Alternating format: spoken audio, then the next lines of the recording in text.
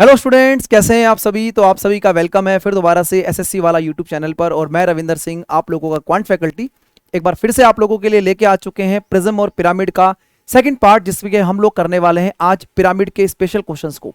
Part number 1 already मैंने आप लोगों को प्रोवाइड कर दिया है, और जैसा कि आप लोगों को पता होना चाहिए, क्योंकि अब काफी टाइम से क्लासेस एसएससी वाला यूट्यूब चैनल पर आप लोगों को लगातार मिल रही हैं। MWF, जी हाँ, यानी कि सोमवार, बुधवार और शुक्रवार को शाम 5:30 बजे आप लोगों को बेस्ट कंसेप्चुअल क्लासेस की जो कंसेप्ट की जो क्लासेस हैं वो आप लोगों को ऑल्टरनेट डेज पर मिल रही हैं। तो आप लोग जरूर इन क्लासेस को फॉलो करिए और अपने कंसेप्ट को दमदार तरीके से बिल्डअप करिए। चलिए, तो लास्ट सेशन के अंदर आप लोगों ने देखा होगा कि मैंने आपको प्रिज्म के और पिरामिड के, यानी प्रिज्म और पिरामिड के जो हमारे बेसिक फॉर्मुलेज होते हैं उन पे मैंने डिस्कशन आपको किया था। अगर आप लोगों ने वो लेक्चर नहीं देखा हो तो आप जरूर उस लेक्चर को देखिएगा, जिससे कि आप लोगों को प्रिज्म और पिरामिड के बारे में कंप्लीट इंफॉर्मेशन मिल पाए। हालांकि प्रिज्म के अंदर मैंने पहला जो फर्स्ट लेक्चर था वो मैंने आपको प्रोवाइड कर दिया था। आज की क्लास को पिरामिड के अंदर हम जो काम करेंगे उसमें थोड़ा सा मैं डिस्कशन आपके साथ करना चाहूंगा। तो सबसे पहले स्टार्ट करते हैं, सर पिरामिड क्या होता है ना। सेशन को स्टार्ट करते हैं, क्योंकि आपको पता है कि ये जो सेशंस होते हैं ये शॉर्ट कम टाइम का होता है, लेकिन इसमें जो आउटपुट होता है वो बड़ा ही मैक्सिमम तरीके से आपको मिलता है। ठीक है, देखेंगे भाई। तो पिरामिड क्या होता है सर। पिरामिड का मतलब है कि सर ऐसी फिगर जिसके सिर्फ और सिर्फ क्यों क्या होता है, बॉटम में आप लोगों का, यानी कि जो नीचे तल होता है उसमें आपकी फिगर होती है, और सारी के सारी पॉइंट जो होते हैं वो उसके ऊपर मिल रहे होते हैं। ठीक है, जैसा आपको दिख रहा है कि यहाँ पर एक ट्रायंगल है। अगर हम बात करेंगे सर, कोई ट्रायंगल अगर आपके पास है, कोई ट्रायंगल अगर हमारे पास है, तो इसके तीनों वर्टेक्स है, यानी कि ये वाला बिंदु, यहां से ये वाला बिंदु और इधर से, ये तीनों एक पॉइंट पे मिलेंगे, तो ऐसी फिगर को हम बोलते हैं पिरामिड। ये मैंने लास्ट क्लास में भी डिस्कस किया था, फिर दोबारा समझा देता हूं। अगर मान लो कोई स्क्वायर बेस पिरामिड है, यानी कि वर्ग है, तो इसकी 4 भुजाएं, 1 2 3 4, और ये चारों पॉइंट, एक तो ये वाला पॉइंट हो गया, एक ये 2 पॉइंट, ये तीसरा पॉइंट और चौथा पॉइंट, चारों पॉइंट जो एक पर्टिकुलर पॉइंट पे मिलेंगे। ठीक है, इस तरीके से ये पेंटागन यानी कि पंचभुज, और इस तरीके से रेक्टेंगल यानी कि आपके पास आयत। तो किसी भी फिगर के अगर सिर्फ बॉटम में फिगर है और उसके सारे के सारे वर्टेक्स पर बिंदु एक पर्टिकुलर पॉइंट पे मिलते हैं, ऐसी फिगर को हम बोलते हैं पिरामिड। ठीक है, और पिरामिड के जो फॉर्मुलेज होते हैं वो इसलिए डिफरेंट होते हैं क्योंकि उसकी फिगर फिक्स नहीं है। कई बार उसके बेस में ट्रायंगल होगा, कई बार उसके आधार में एक पंचभुज यानी कि पेंटागन होगा, कई बार उसके बेस में रेक्टेंगल यानी कि ट्रायंगल होगा। और फॉर्मूला हमें ये बोलता है कि अगर हमें किसी भी पिरामिड का आयतन निकालना है, यानी कि अगर हमें जो पिरामिड है, जो हमारे पास पिरामिड है, अगर हमें इस पिरामिड का आयतन यानी कि वॉल्यूम निकालना है, तो एरिया ऑफ द बेस यानी आधार का क्षेत्रफल को हम उसकी ऊंचाई से गुणा करके 1/3 से गुणा करेंगे तो उसका वॉल्यूम आ जाता है। अब बेस में अगर एरिया यानी कि अगर ट्रायंगल होगा तो ट्रायंगल का एरिया लगेगा, अगर वर्ग यानी कि स्क्वायर होगा तो स्क्वायर का एरिया लगेगा। तो ये सारी की सारी कहानी आपकी पिरामिड में चलती है, इसलिए फॉर्मूले इसके फिक्स नहीं होते। जब फॉर्मूले फिक्स नहीं होते हैं तो फिर बच्चे एग्जाम में कंफ्यूज होते हैं, क्योंकि फॉर्मूले रटने की आदत होती है, कंसेप्चुअल तो कभी पढ़ा ही नहीं है, इसलिए प्रिज्म और पिरामिड के क्वेश्चनों में दिक्कतें होती है। तो इन्हीं कंसेप्चुअल क्लासेस को हम कंटिन्यू कर रहे हैं ताकि आप लोगों को आपके गोल को अचीव कराने में हम लोग हेल्प कर सकें आप लोगों की। कर्व्ड सरफेस एरिया यानी कि वक्र पृष्ठ क्षेत्रफल। Sir 1/2 perimeter of the base into में हाइट, आधार का परिमाप गुणा में ऊंचाई। अब परिमाप, अगर ट्रायंगल है तो ट्रायंगल का परिमाप अलग होगा, यानी कि उसका जो पेरीमीटर होगा वो अलग होगा। रेक्टेंगल है तो रेक्टेंगल का पेरीमीटर अलग जाएगा, तो फॉर्मूला फिक्स नहीं बनेगा। यही समझाने की कोशिश कर रहा हूं। और यहां पर कहानी होती है स्लांट हाइट की। तो स्लांट हाइट में आपको अभी इन जो सेशन चल रहा है इसी सेशन के अंदर आपको समझाऊंगा स्लांट हाइट यानी त्रियक ऊंचाई क्या होती है। टोटल सरफेस एरिया की अगर हम बात करें तो उसमें कर्व्ड सरफेस एरिया तो आ ही जाता है, रेस्ट पार्ट का एरिया बचता है। और जैसा कि आप लोगों ने देखा कि सर जो हमारा पिरामिड का फिगर है उसमें रेस्ट पार्ट जो है वो हमारा बेस में ही सिर्फ फिगर होती है, टॉप में कोई फिगर नहीं होती, क्योंकि टॉप की फिगर तो सारी की सारी एक बिंदु पर मिलती हैं। इसलिए यहां पर जो सिंपल लिखा हुआ है कि एरिया ऑफ द बेस को आपको ऐड करना पड़ता है जब आप संपूर्ण पृष्ठ क्षेत्रफल पे जाते हैं। तो पिरामिड के जो क्वेश्चंस होते हैं, एक्चुअल में जो पिरामिड के जो प्रश्न आपको मिलेंगे उनमें कहीं ना कहीं डायग्राम आप लोगों को हेल्प करता है, और डायग्राम बना के ही आप चीजों को समझ पाते हैं। आइए पहला क्वेश्चन दोस्तों समझते हैं, एक बार पहले क्वेश्चन को पढ़ लेते हैं और फिर हम ताबड़तोड़ तरीके से आज की क्लास में पिरामिड के बेहतरीन क्वेश्चंस करेंगे, जिससे कि एक आइडिया आपको लग जाएगा कि हाँ, अगर हमें पिरामिड के क्वेश्चंस करने हैं या हमें प्रिज्म के क्वेश्चंस करने हैं तो ये जो 2 क्लासेस आपके रविंदर सर ने आपको प्रोवाइड किया है तो वो आप लोगों के लिए काफी बेनिफिट रहने वाली है। ठीक है, देखो भाई, कह रहा है find the volume and the surface area of the right pyramid. एक पिरामिड है, उसका हमें आयतन और उसका क्षेत्रफल बताना है। ठीक है, जिसमें कह रहा है कि उसकी साइड कितनी है 10 और वर्टिकल हाइट कितनी है 15। अगर मैं इसके वॉल्यूम की बात करता हूं यानी कि इसके आयतन की बात करता हूं तो भाई किसी भी पिरामिड का जो आयतन होता है वो 1/2 आधार का क्षेत्रफल गुणा में ऊंचाई होता है। तो अगर आप इस पॉइंट को ध्यान में रखते हुए अगर आप बोलेंगे सर ये आपके पास 1/3 हो गया। अब आपको दिख रहा है कि सर स्क्वायर है इसके बेस में, यानी कि आधार जो है वो क्या है, वर्ग है, जिसकी भुजा कितनी है 10। अगर साइड आपके पास 10 है तो क्षेत्रफल कितना बन जाएगा, 10 गुणा में 10, क्योंकि क्षेत्रफल सभी को पता है स्क्वायर का एरिया जो होता है वो उसकी साइड का स्क्वायर होता है, यानी 10 का स्क्वायर। और ऊंचाई कितनी है जी 15, ऊंचाई कितनी है 15, तो 3 से कटेगा 5 पर, यानी कि 10 गुणा 100 और 500, तो वॉल्यूम जो आ जाएगा वो आ जाएगा 500 सेंटीमीटर क्यूब। ठीक है, तो ये तो मैंने आपको इस क्वेश्चन में वॉल्यूम निकालना सिखा दिया कि भाई वॉल्यूम जो है अगर आपको फिगर डायरेक्ट दी गई है तो आप इस तरीके से वॉल्यूम को कैलकुलेट कर सकते हो, इस तरीके से वॉल्यूम को कैलकुलेट आप कर सकते हो। तो ये हमारा वॉल्यूम आ गया, यानी 500 सेंटीमीटर क्यूब। लेकिन दोस्तों असली कहानी जो है ना वो अटक रही है। देखो आप देखोगे 500 इधर भी है और 500 यहां पर भी है, मतलब ऑप्शन नंबर बी में तो चलो कांटा लगा दो, लेकिन अब जो है असली कांटा कैसे लगाओगे वो आपको समझनी है। ठीक है, तो इसमें क्या करना पड़ेगा आपको, जैसे क्वेश्चन कह रहा है find the volume and the surface area of the right pyramid.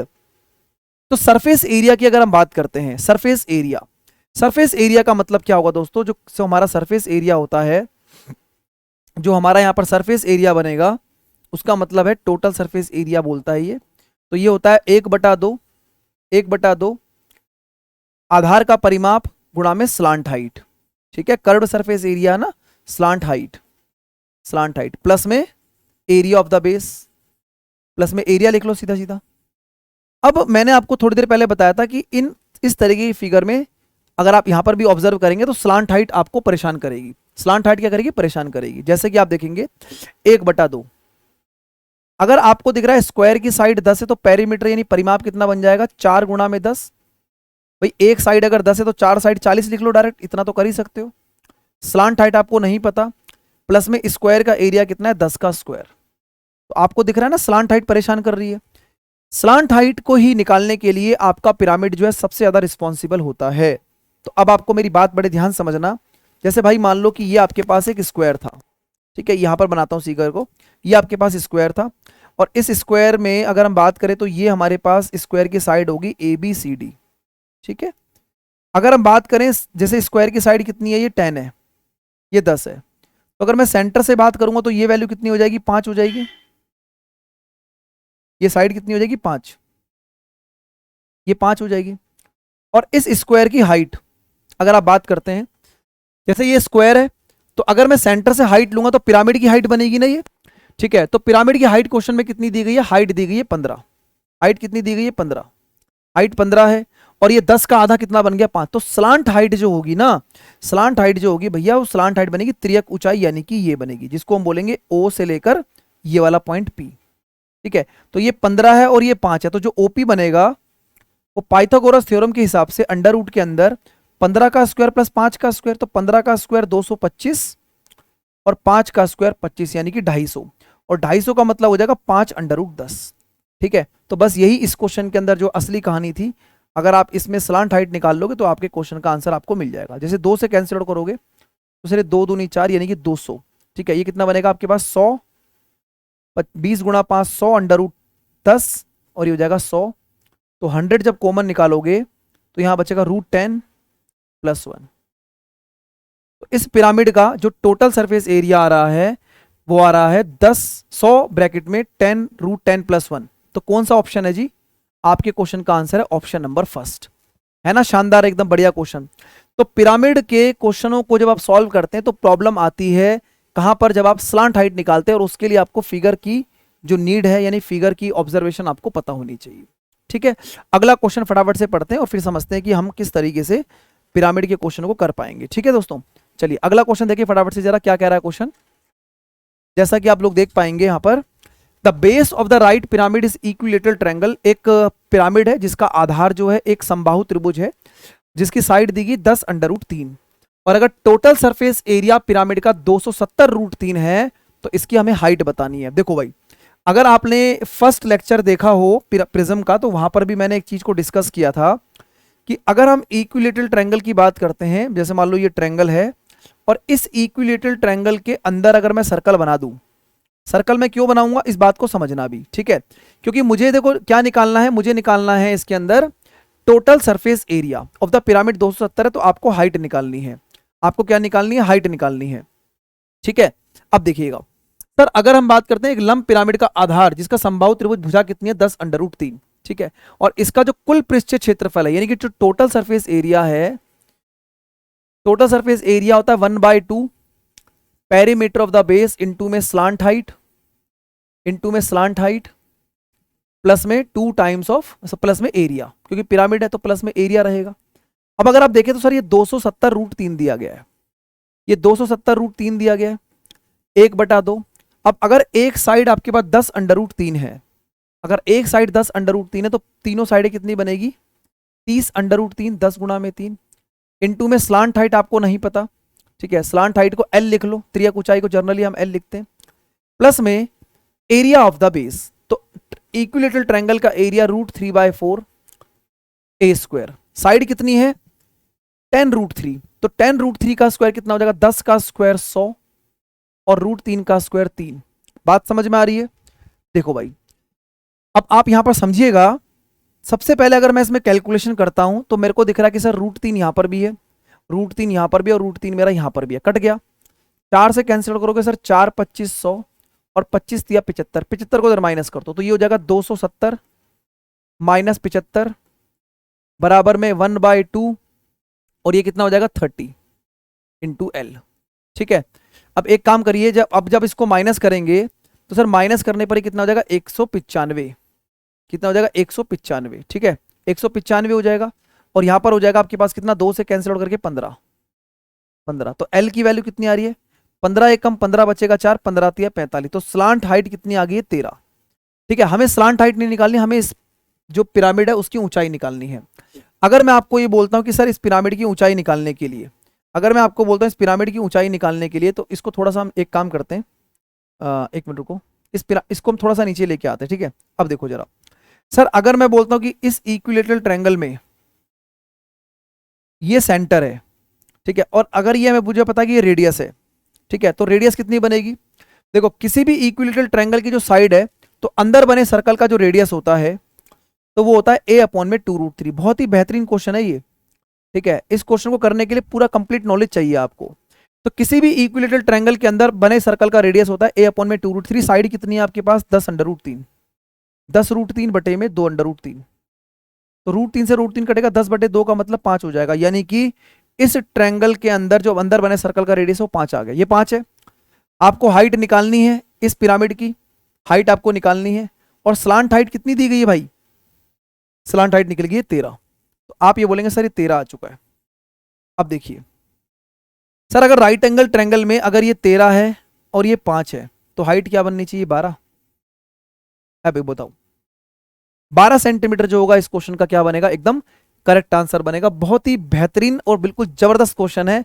और पिरामिड के अंदर जब टोटल सरफेस एरिया की कहानी आती है तो स्लांट हाइट का कंसेप्ट लगना ही लगना है, डायग्राम का आपको नॉलेज होना ही चाहिए। ठीक है, चलिए, उम्मीद करता हूं कि आपको बहुत अच्छे तरीके से चीजें समझ में आ रही होंगी। अगला क्वेश्चन आपके सामने क्या है पिरामिड का, फटाफट से देखेंगे और फिर हम आगे चीजों को प्रोसीड करते हैं। ठीक है, फटाफट से एक बार इस क्वेश्चन को पढ़ लीजिए। क्वेश्चन क्या कहना चाह रहा है, देखिए भाई। एक राइट पिरामिड जो है स्टैंड होता है ऑन अ स्क्वायर बेस जिसका डायगोनल है 10√2, और इसकी जो हाइट है पिरामिड की वो 12 है। तो स्क्वायर बेस पिरामिड जो होता है ना, जनरली अगर आप स्क्वायर बेस पिरामिड बनाते हैं, अगर आप स्क्वायर बेस पिरामिड बनाते हैं तो आप स्क्वायर बेस जब पिरामिड बनाएंगे तो इसकी जो फिगर बनेगी, अभी मैंने पीछे भी आपको दिखाया था कि ये वाली जो फिगर है, ये जो लाइन है, इसके चारों वर्टेक्स जो हैं वो इस तरीके से कहीं ना कहीं मिलते हैं। तो ऐसी फिगर को हम बोलते हैं ये स्क्वायर बेस पिरामिड है। ठीक है, हालांकि ये डायग्राम एक्चुअल में होता है, लेकिन अपनी कन्वीनियंस के लिए हम क्या करते हैं, स्क्वायर के डायगोनल को जब बनाते हैं तो हम स्क्वायर के लिए कुछ मान लो कि हम इस तरीके से मान लो एक फिगर हमने बना ली, ये हमारा स्क्वायर हो गया। ठीक है, और ये स्क्वायर का क्या हो गया? सेंटर हो गया। सेंटर से जो ये हाइट जाएगी वो हमारी इस पिरामिड की हाइट बनेगी, और इसकी हाइट निकालने के लिए हमें इस साइड का नॉलेज होना चाहिए। ठीक है, तो क्वेश्चन में कह रहा है द एक राइट पिरामिड है जिसका डायगोनल, देखो स्क्वायर का जो डायगोनल होता है, डायगोनल होता है a√2, वो a√2 होता है, जो कि क्वेश्चन में कितना दिया गया? 10√2। तो आप यहां से कंपेयर करके बता सकते हो सर स्क्वायर की साइड कितनी है? 10। सबसे पहले तो ये बात समझेंगे, स्क्वायर की साइड कितनी आ गई? 10। अगर भाई स्क्वायर की साइड 10 आ गई तो ये साइड कितनी बन जाएगी? 5, आधी 5 बनेगी। आगे कहता है कि जो हाइट है पिरामिड की वो कितनी है? 12। पिरामिड की हाइट कितनी है 12। अगर ये 12 है तो यहाँ पर आप देखेंगे सर, अगर मैं इसको मानता हूँ O और इस पॉइंट को मानता हूँ P और इस पॉइंट को मानता हूँ A, तो ये एक राइट एंगल ट्रायंगल बनेगा। अगर ये राइट एंगल ट्रायंगल बनेगा तो यहाँ पर ये 12 है, ये 5 है, तो स्लांट हाइट कितनी बन रही है 13।